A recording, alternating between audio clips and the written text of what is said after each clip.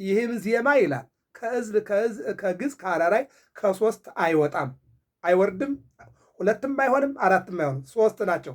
በሶስቱ ሥላሴ ቀምሮ ወይም መንፈስ ቅዱስ ሰጥቶት የደረሰው ድርሰት ስለሆነ ስለዚህ ከ7 እስከ 13 የዘመነ ስብከት መነሻ ሆኗል። በዚህ ወቅት በነቢያት የተነገረው ትንቢት የተቆጠረው ሱባኤ የተመሰለው ምሳሌ የሚነገርበትና የሚወሳበት ወቅት ነው። ነቢያት የተናገሩት፣ ነቢያት የገቡት፣ ነቢያት ያዩት፣ በሱባኤ በትንቢት የተናገሩት ሁሉ የሚነገርበት ወቅት ነው አሁን ይለናል።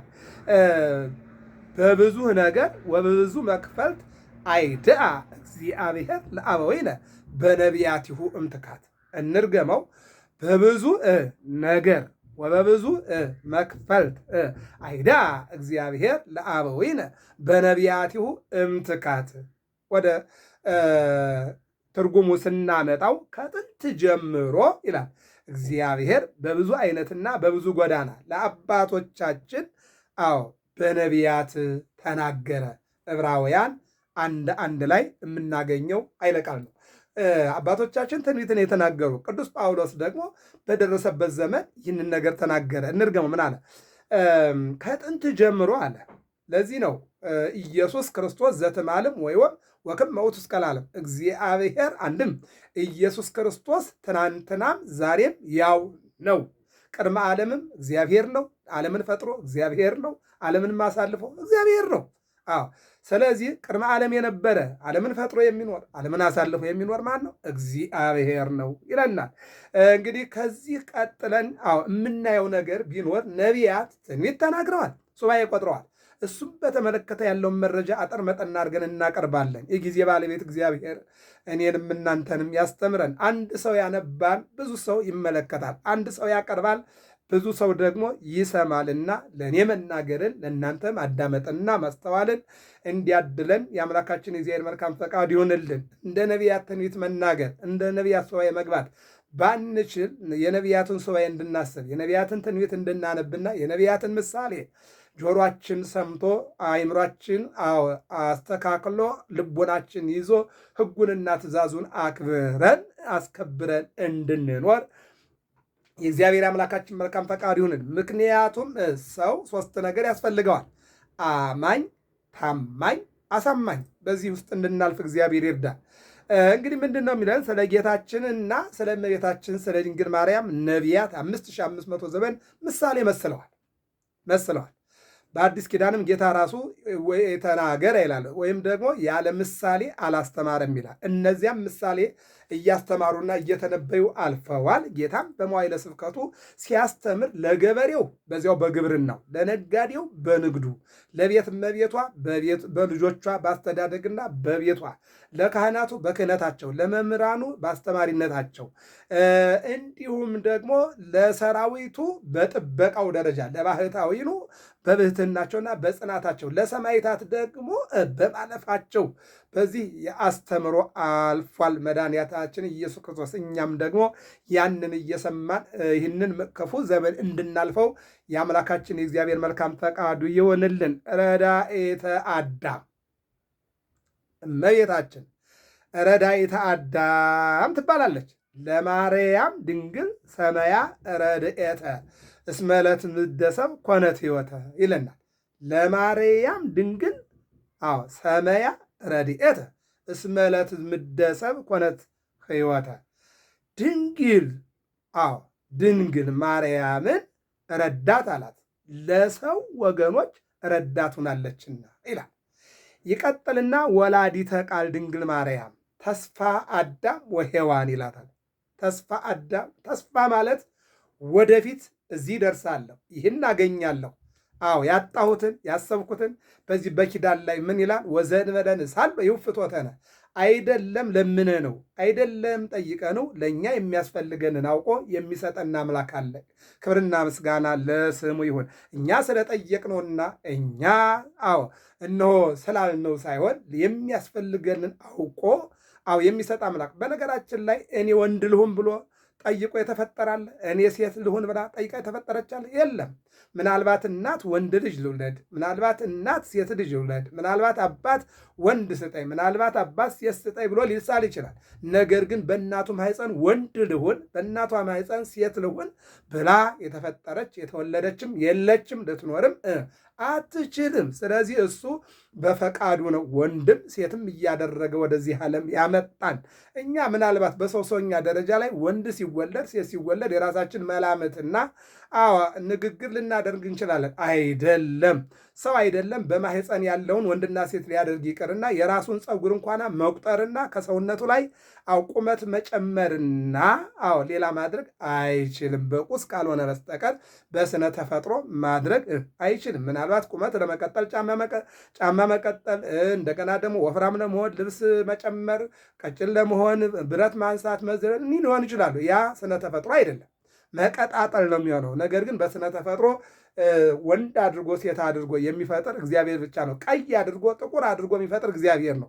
ምናልባት አሁን በምናየው ደረጃ ላይ ግን ሰዎች ሜካፕ እየተጠቀሙ ጥቁሮቹ ቀይ፣ ቀያዮቹ ደግሞ ሌላ አዳማ ሊሆኑ ይችላሉ። እውነት ነው እየተደረገ ግን ይሄ የሚያሻግር አይደለም። ለምናልባት ይሄ ከውጭ ዓለም ላይ እየመጣ እንዲህ የሚደረግ ነገር አንድ ቀን ወደ ቢዘጋ ያ ነገር ሲቀር ወደ ነበርንበት ስነ ተፈጥሯችን እንመለሳለን ማለት ነው። እና በአጭሩ ይህን ማድረግ የሚችለው እግዚአብሔር ነው። ተስፋ አዳም ሔዋን ትባላለች። ወእምድኅረ ሐሙስ መዋዕል ወመንፈቀ መዓልት ምህረከ ወእሰሃለከ በብዙህ ሳህልየ ወምህረትየ ይላል። ይሄ ኦሪት ዘፍጥረት ምዕራፍ 3 ቁጥር 10 ላይ የተነጋገሩት ነው። ምን አለው? ከ5 ቀን ተኩል በኋላ በይቅርታዬ ብዛት ፈጽሜ እምርሃለሁ። እግዚአብሔር አምላክ በይቅርታው ይማረን። ሮቀ መዓት ወብዝኃ ምሕረት ጻድቅ ወመስተአግዝ፣ መዓቱ የራቀ ምሕረቱ የበዛ የሚታገስ ይቅር የሚል የሚምር አምላክ ነውና ሁላችንም እንዲምረን መልካም ፈቃድ ይሆንልን። ምንድነው በእግዚአብሔር ዘንድ ይላል ልበ አምላክ ዳዊትም ቅዱስ ጴጥሮስም ተናግሯል። 1000 ዘመን በእግዚአብሔር ዘንድ አንድ ቀን ነው። ለዚህ ነው 5500 ዘመንን 5 ቀን ተኩል አለው። አዳም ይሄ እውነት መስሎት 5 ቀን ተኩል ቆይቶ ነበረ እድናለሁ ወደ ገነት እመለሳለሁ ብሎ፣ ግን አንተ በመቆጥረው ሳይሆን እኔ በቆጠርኩት 5500 ዘመን ነው አለው። በዚህ ነው እንግዲህ የሚናገረው ማለት ነው። ሌላው ምንድን ነው የሚለው? አንቲ ውእቱ ተስፋው ለአዳም አመ ይሰደድ እምገነት ቅዳሴ ማርያም ምን ይለናል? ከገነት በተሰደደ ጊዜ የአዳም ተስፋው አንቺ ነሽ። ማን ነው ከገነት የተሰደደ? አዳም። ምን አድርጎ? አትብላ የተባለውን በልቶ፣ አትይ የተባለውን አይቶ፣ አትንካ የተባለውን ነቅቶ ገነትን ያክል ቦታ እግዚአብሔርን ያክል ጌታ አጦ ከገነት ወደ ምድረ ፋይድ ተወርውሯል። ስለዚህ አንቲ ውእቱ ተስፋው ለአዳም ከገነት በተሰደደ ጊዜ ተስፋው አንቺ ነሽ። ይህንን ይናገርልናል። በሌላ መልኩ ቅዱስ ያሬድ እንዲህ ይለናል። ተፈጸመ ተስፋ አበው በማርያም ድንግል ወበቀራንዮ ተሰቅለ መድኃኒት መስቀል።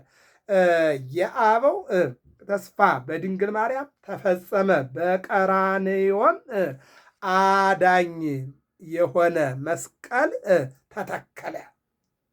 የነቢያት ትንቢትና ሱባኤ አስተምሮና ስብከት በድንግል ማርያም ተጠናቀቀ፣ ተፈጸመ። ለዚህም የዓለም መድኃኒት የሆነ መስቀል በቀራንዮ ቤት በቀራንዮ ተተከለ።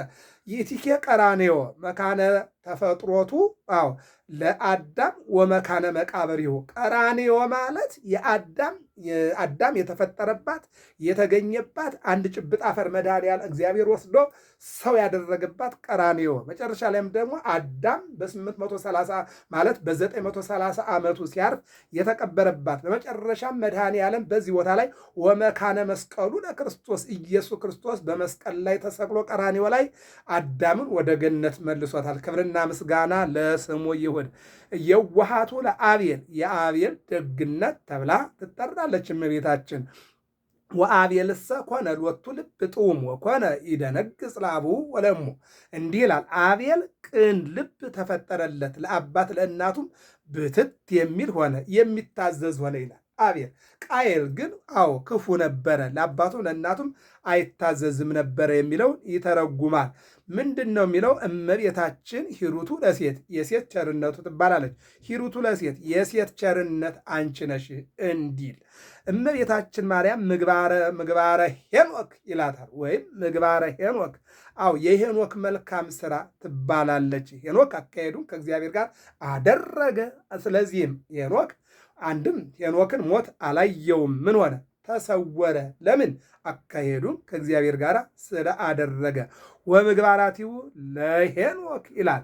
የሄኖክ ታሪክ እነሆ እመቤታችን እነሆ እንደምትጸነስ እንደምትወለድና አምላክን እንደምትወልድ በርዕሰ ደብሩ በታላቁ ደብር ስር 6 ዓመት ሲኖር እነሆ መላእክት እየመጡ ያነጋግሩት ነበርና በዚያ የእመቤታችንን የአምላክ እናት መሆን ተረድቷል። በ7ኛው ዓመት ወደ ሰማይ ነጥቷል። ይልቁም ደግሞ ምን ይላል? ተከብተ ሄኖክ አልቦ ዛይመርሀበ ተከብተ ሄኖክ የተሰወረበትን የሚያውቅ የለም ተሰወረ ይላል። በዚያን ሰዓት ግን መላእክት እየመጡ 7ቱ ሊቃነ መላእክት ያነጋግሩት ነበረ። እንደገና ስለ ድንግል ማርያም ደግሞ የአምላክ እናትነት ይናገሩለት ነበረ ይለናል። ይህን ነው የሚለው። ይቀጥልና እመቤታችን ሐመረ ኖህ ታቦተ ኖህ ይላታል። የኖህ መርከብ ትባላለች። የኖህ መርከብ ምን ማለት ነው? የኖህ መርከብ ትባላለች። መርከብ ወይም መርከበ ኖህ። ኖህ አካሄዱን ከእግዚአብሔር ጋር አድርጎ በኖህ ዘመን የነበሩ ሰዎች ወደ ንስሐ ወደ መዳን እንዲመጡ ቢነገራቸውም አንፈልግም ብለው ወደ ሞትና ወደ ንፍር ውሃ ሲሄዱ ኖህ ግን ግበር ታቦተ በዘትድህን የምድንበትን መርከብ ስራ፣ በዚያ መርከብም አንተና ቤተሰብ ግቡ። በመርከቡ ውስጥ ያሉ ከሞትና ከመከራ ይድናሉ፣ ውጭ ላይ ያሉት ግን ያልፋሉ። ታቦት መርከብ የተባለችው ቤተ ክርስቲያን ናት። መርከብ የተባለችው እመቤታችን ድንግል ማርያም ናት። በመርከቧ ውስጥ ያሉት እንደዳኑ በቤተ ክርስቲያን ያሉ ከመከራ ሥጋ ከመከራ ነፍስ ይድናሉ። መርከብ የተባለችው እመቤታችን ናት። በመርከቧ ውስጥ ያሉት እንደዳኑ በእመቤታችን አማላጅነትና የአምላክ እናትነት ያመኑ ከሞተ ሥጋ ከሞተ ነፍስ ይድናሉ ማለት ነው። ይህንን ነው የሚናገረው። ሐመረ ኖህ ታቦተ ኖህ የኖህ መርከብ ተብላ ይነገርላታል። እስከ ቤተሰቡ እንደዳነባት ሁሉ በእመቤታችን አማላጅነት ምዕመናን ይድናሉና ይላል። ወይቤልዎ ለኖህ አማይህ ግበር ታቦተ በዘትድን በጥፋት ውሃ ጊዜ የምትድንበት አንድም በምትድንበት ገንዘብ መርከብን ስራ ላይ ታቦት እንተ ኖህ በዘባቲ ድህነ እምኩይ አይህ ቅዳሴ ማርያም ላይ የሚነገር ቃለ እግዚአብሔር ነው። ኖህ ከጥፋት ውሃ የዳነባት መርከብ አንቺ ነሽ ማለቱ ነው። ይህንን ነው ታቦት ሐመር ብንል አንድ ወገን ነው። ሰላም ለኪ ማርያም ለኖህ ሐመሩ ለአሮን በትሩ አባ ጊዮርጊስ ዘጋስጫ በሰዓታቱ ላይ እንደዚህ ይላታል። ምንድን ነው የሚላት? ሰላም ለኪ ማርያም ለኖህ ሐመሩ ለአሮን በትሩ ለጌዲዮን ጸምሩ ለዳዊት መሰንቆ መዝሙሩ ይላታል። በሰዓታቱ ላይ ማለት ነው። ምንድን ነው? ርግበ ኖህ የኖህ ርግባ ትባላለች። ወገብአት ርግብ ሀቤሁ ፍና ሰርቅ ወባቲ ውስታፏ ቆጽለ ዘይት ወአእመረ ኖህ ከመነትገ ማይ አይ ቁራ ቢላክ በዛው ሀበሃለው ገደላ ህየት ጋቦ አንጽርት ምግብ ባለበት አሞራዎች ይቀራሉ፣ በዚያ ይቀራሉ እንደተባለ ከመርከብ ቁራን አውጥቶ በመስኮት ቢልከው የሚበላ ሲያገኝ ቁራ በዚያው በሄደበት ቀረ። በዚያ ወፈነዋ ለርግብ ይላል። ርግብን ላካት። ርግብ ግን ማታ ሰዓት ላይ በጥርሷ ቄጠማና ወይራ ይዛ መጣለች ማለት ነው። ዘፍጥረት ምዕራፍ 8 ቁጥር 11 ላይ የምናገኘው ነው። ርግብም በምሽት ጊዜ ወደ ኖህ ተመለሰች፣ በአፏም የወይራ ቅጠል ይዛ ነበረ። ኖህም የጥፋት ውሃ እንደጎደለ አወቀ ይልና ርግብ ሐጸማ የአይህ ነትገማ የአይህ ብላ የምስራችን እንደነገረች ድንግል ማርያም ሐጸማ ኃጢአት ነትገማ የኃጢአት ስትል መድኃኔ ዓለም ክርስቶስን ወልዳለችና በርግበ ኖህ ትመሰላለች ይላል። የወላዲተ አምላክ አማላጅነቷ አይሌ አማተውኪ ውስተ ታቦት ምስለ ቆጽለ ዘይት አመልሚል ከመ አብሰርኪዮ ለኖህ ትምህርተ ጊዜው ለሳይል አብሰርኒ ጽድቀ በሐዊረ ጽጌ ጽዱል አባ ጽጌ ድንግል በማይደተ ጽጌ የተናገረው ነው። ከለመለመ የወይራ ቅጠል ጋራ ወደ መርከብ በገባይ ጊዜ ለኖህ የይቅርታን ዘመን ምልክትን እንዳበሰርሽው ያሸበረቀ አበባን ይዘሽ ጽድቅን አብስሪኝ ይላል። ድንግል ማርያም ለሀገራችን ለኢትዮጵያ ለቤተ ክርስቲያናችን መልካም የምስራችን እንድታሰማን መልካም ፈቃዱ ይሆንልን። ድንግል ማርያም ቀስተ ደመና ዘኖህ ትባላለች። የኖህ የቃል ኪዳን ምልክት የሆነችው ቀስተ ደመና ትባላለች። ሰይም ቀስትየ አዎ ቀስትየ ሰይም በደመና ወትከውን ተአምረ ለኪዳኔ ማእከሌ ወማእከሌክሙ ወማእከለ ምድር እንዲል ድጓው ደግሞ ሰይም ቀስትየ በውስተ ደመና እዜከር ኪዳኔ ዘመሃል ኩለቱ ለዳዊት ገብርየ ብሎ ያመጣዋል ድጓው ማለት ነው። ወደ አማርኛ ስናመጣው ባጭሩ ኦሪት ዘፍጥረት ምዕራፍ 8 ቁጥር 17 ላይ ነው። ምልክቴን በደመና አደርጋለሁ በእኔና በእናንተ መካከል ምድርም መካከል ለመሃላዬ ምልክት ትሆናለች። በምድር መካከል ለመሃላዬ ምልክት ትሆናለች። ቀስተ ደመና ማርያም ትምህርተ ኪዳኑ ለኖህ ዘእግዚአብሔር ሲመኪ ለተስካረ ምሕረት ወፍትህ ህየን ተቀሰፋ ለምድር ወአማሰና ባይ እያለ ያመጣዋል አባ ጽጌ ድንግል። እስኪ እንመልሰው።